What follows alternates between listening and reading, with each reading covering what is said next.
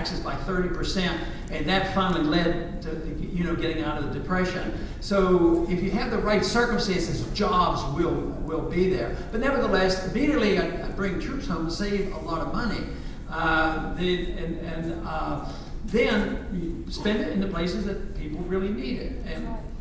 But you will eventually have to take the subject of economic policy, which means lower taxes, lower capital gains taxes, invite capital back. You have to have a sound currency. You have to minimize these regulations. If you want regulations, let your state do it, not the federal bureaucrats.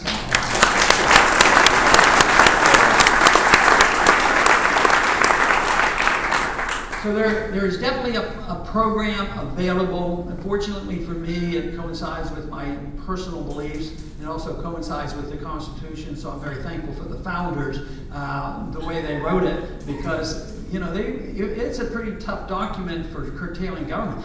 That whole document was written to restrain federal government.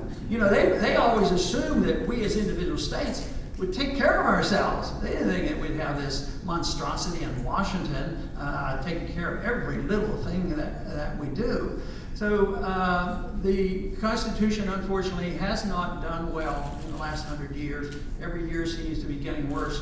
What we need is a restoration of confidence that we ought to follow the Constitution, restoration of the confidence that freedom really is the answer, and believe that we can be a great nation and we can spread our goodness, but not through a barrel of gun. We should spread our goodness by setting a good example economically, setting a good example by being friends with any country that wants to and trade with them.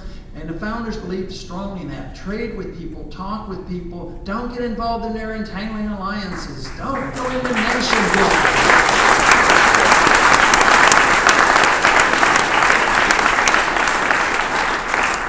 So I see this election as an opportunity, and I think it's an opportunity for the American people to speak out and decide what they want. If you want the status quo, you probably don't want me. If you want to see some changes, you probably might well consider voting for me for the next election.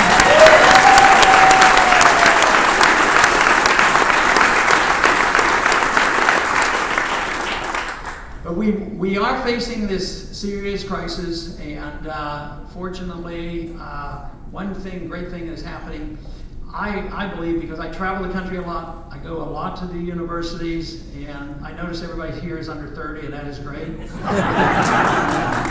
I do talk to all you young people, all the college students, but the college students and the young people who are thinking about paying these bills and getting a job, obligations overseas, instinctively, they're much more anti-war than the people who are later in life who decide, oh yeah, I guess it's patriotic to be for the war, you know, let's go do it.